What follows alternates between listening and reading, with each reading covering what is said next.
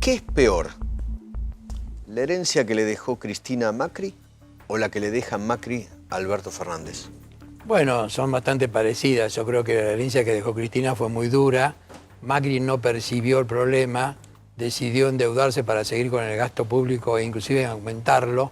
Se endeudó, después no pudo seguir endeudándose, cayó en el Fondo Monetario Internacional 2 veces y finalmente terminó bastante mal, también con una pobreza que es mayor que la de Cristina. En ese sentido, la herencia que recibe Alberto Fernández es muy dura, porque ya tiene cepo cambiario, tiene que reestructurar la deuda, tiene que ponerle dinero en el bolsillo a la gente, como dijo él. ¿Cómo se hace para ponerle dinero a la gente en el bolsillo?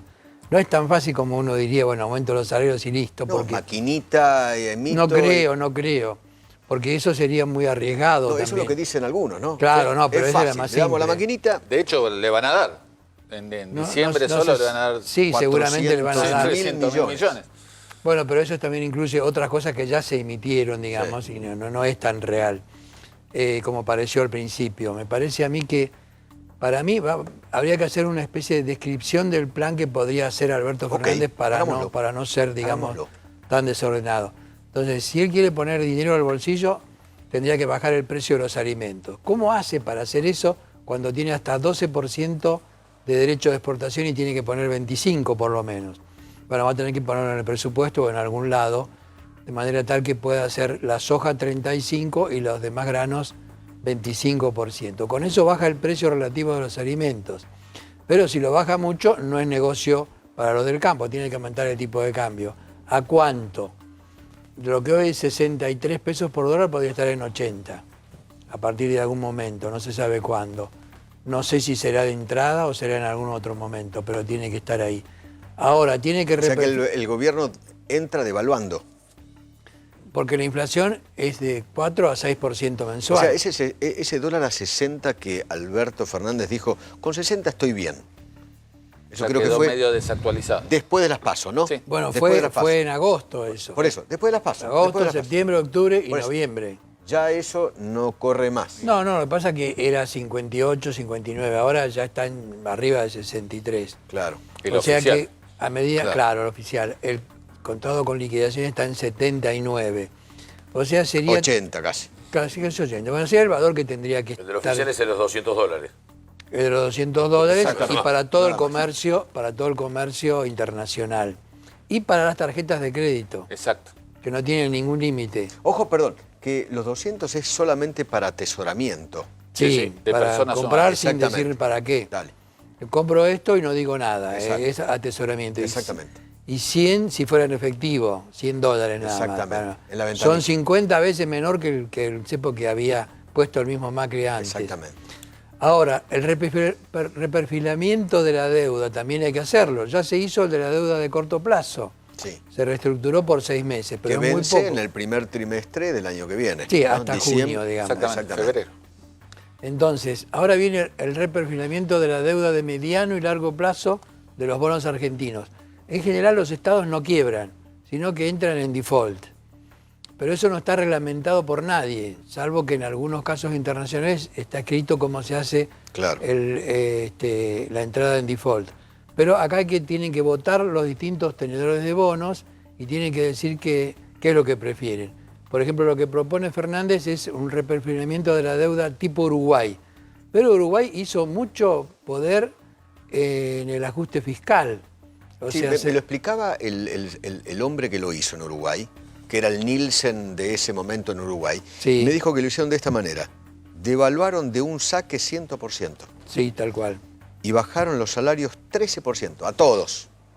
Públicos fue una especie de impuesto, y privados. Fue un impuesto al salario, sobre todo del sector público. Sí. Pero lo hicieron para todos, públicos y privados. Sí, pero todos. digamos... Lo que eso acá no va a funcionar. Bueno, el impuesto al sector público y privado no funciona. No funciona. Que al contrario, todos estamos esperando un aumento o por ahí ningún aumento. Sí.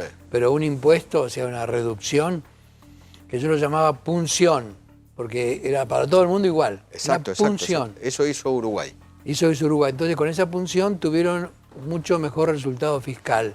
Entonces, no solo fue el reperfilamiento de la deuda, sino también resultado fiscal que fue positivo al cabo de un tiempo. Ahora está mal, tiene 4,6% de déficit fiscal Uruguay. Está en un momento difícil. el dólar, el peso uruguayo también está Y atrasado. la izquierda aparentemente sin tener gobierno, ¿no? Porque Exacto. me parece que está a punto de perder la elección. la Puede izquierda. ser, se habla de que puede Sí. ganar Poe. ¿eh? Sí. Así habría que ver qué pasa con el resultado de la elección y después qué es lo que hace el que gana. Pero digamos, ya esto fue en otra época, fue en el 2002, 2003. Ok. Volvemos a Alberto Fernández. ¿Qué más tendría que hacer? Para mí además tiene que arreglar el tema fiscal, por eso que él tiene que arreglar, por ejemplo, uno de los temas que tiene que no dejar de resolver es el de Vaca Muerta. Porque Vaca Muerta se hace el pozo y después se hace el pozo horizontal. Claro. Y eso, bueno, dura un tiempo, pero no muchos meses. Entonces, si uno no sigue invirtiendo, ya bajó 40% la inversión en Vaca Muerta, si uno no sigue invirtiendo porque hubo cambios en el precio de la nafta y de las tarifas, y se quiere especificar, pero el barril está en dólares. ¿Cómo se puede especificar algo que está en dólares en el mundo entero? Es muy difícil. Lo mismo que los granos. Los granos uno los puede especificar si pone un derecho de exportación, pero no. Claro. Pero no más. No hay otra forma. Esto que habla la señora Marcó del Pont, que seguramente va a tener un rol clave en el futuro gobierno, Sí. dicen en la FIP. Pero ella habla de desdolarizar la economía. ¿Cómo funciona eso?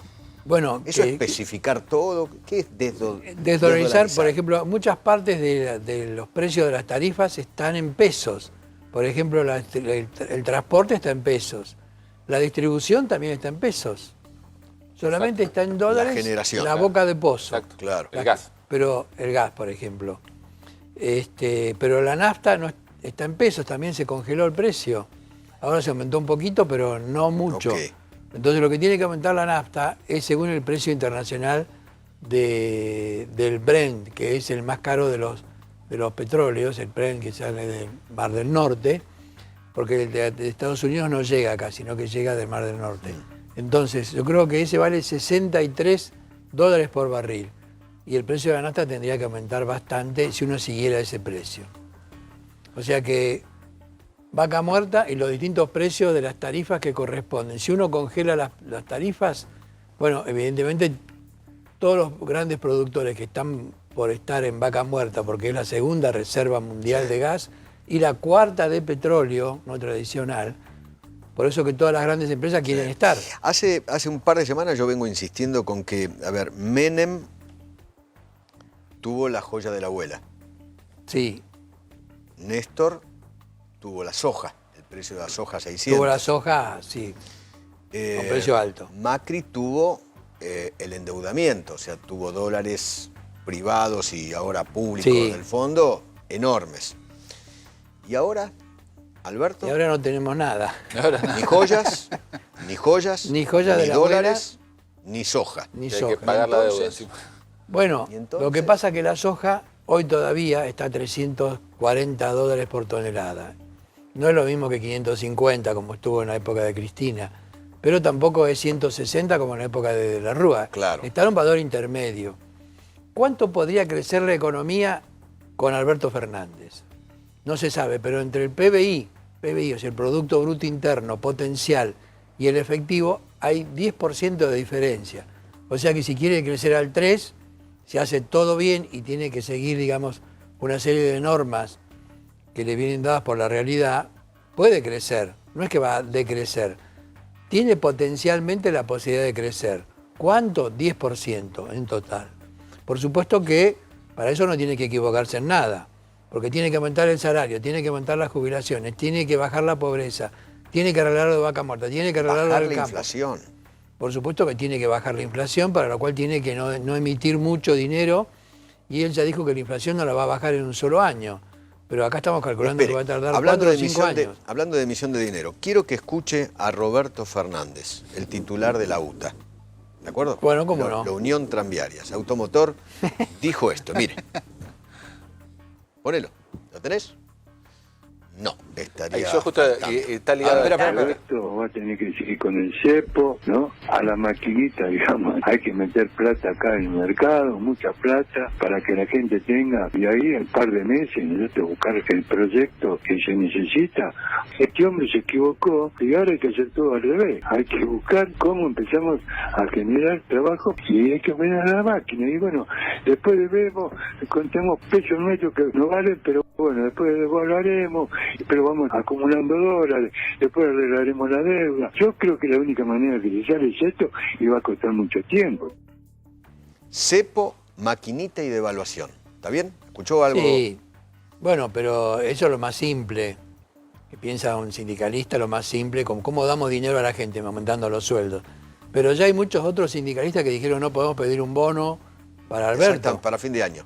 Para fin de año, o sea que... Ya pidieron un bono, ya hay un bono. Pero pidieron, a Macri, pero no, ella fue a Macri. Ahora para... Pero ahora para diciembre, Alberto, no se lo piden. Pero no era que había hambre. Si hay hambre, hay que pedirlo en diciembre también. Hay 36. La verdad que... Es tremendo. Pero Hay hambre, pero también hay más responsabilidad en los sindicalistas porque saben que no, por más que pidan, es inflacionario si aumentan mucho. La Tienen que aumentar responsabilidad algo. surge ahora. La responsabilidad es una voluntad, un gesto político. Es un gesto político, exactamente, porque eso es la clave del peronismo. Si es del mío, no me quejo tanto. Si es, en cambio, de la otra mano, Del me voy a quejar neoliberalismo. todo el tiempo. Hay que darle Y Orlando, usted estuvo, si mal no recuerdo, año 1990 en Economía, en la Secretaría de Coordinación. Sí, 1989-90. Y ahí veníamos de una hiper, estábamos a los tubos. Estuvimos en la hiper. Estuvimos en la hiper. Cuando yo estuve fue la hiper recuerda? más grande del país. ¿Qué recuerda de esa época y si puede volver? No, bueno, yo creo que la hiper es difícil que vuelva porque tendría que haber 50% de inflación en un mes. En aquella época hubo 289% en el mes de julio del 89, que fue un número que equivale a 46.500.000% anual si se repitiera todo el tiempo. Nunca hubo una inflación de 46.500.000 en Argentina, No. ni va a haber. No. Pero puede haber una inflación que por ahí, como dice el sindicalista, hay que emitir dinero. Bueno, entonces eso es el riesgo de caer en la hiperinflación, no en una hiperinflación. Para los contadores internacionales que están en una especie de colegio de contadores mundial, inflación de un país es cuando tiene más de 100% en 3 años. Uy, nosotros estamos recontrapasados. Eso es. Porque es el concepto contable de la inflación. Estamos recontrapasados. Pero no hay ningún país hay 4 o 5 países que tienen este número, pero los demás tienen 2% anual. Anual. Pero que lo deben al mundo es la deflación hoy, no, ni siquiera la Y la deflación también es un problema que a veces tienen que bajar las tasas, inclusive son negativas en algunos lugares, o son cero en otros países, y los bonos a veces pagan tasas de interés negativas. En todos los países desarrollados pagan tasas de interés que vos tenés que pagarle al Estado para que te tenga la plata. Entonces, por ejemplo, Alemania o Japón. Entonces, eso es lo que está pasando hoy. No se normalizó la crisis del 2008. Todavía siguen con tasas de interés muy negativas y eso va a seguir por lo menos hasta el 2020 o algo más. Pero después tendría que normalizarse. ¿Lo conoce a Culfas? Lo conozco, pero no tengo una relación permanente. ¿Qué tal es? Parece que va a ser el nuevo ministro de Economía. Se habla de que puede ser ministro de Economía o se habla de que puede ser presidente del Banco Central también. Sí. O sea, tiene varias opciones.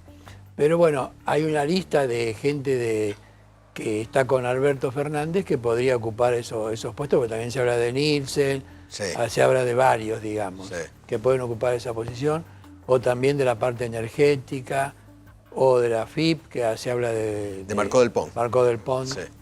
O sea, hay varios que tienen, digamos, cierto renombre o que han tenido en su momento funciones importantes, que ahora están como reflotándose, digamos, para ocupar puestos claves. Gracias, Orlando, por haber venido. No, un placer. Muy, pero muy amable.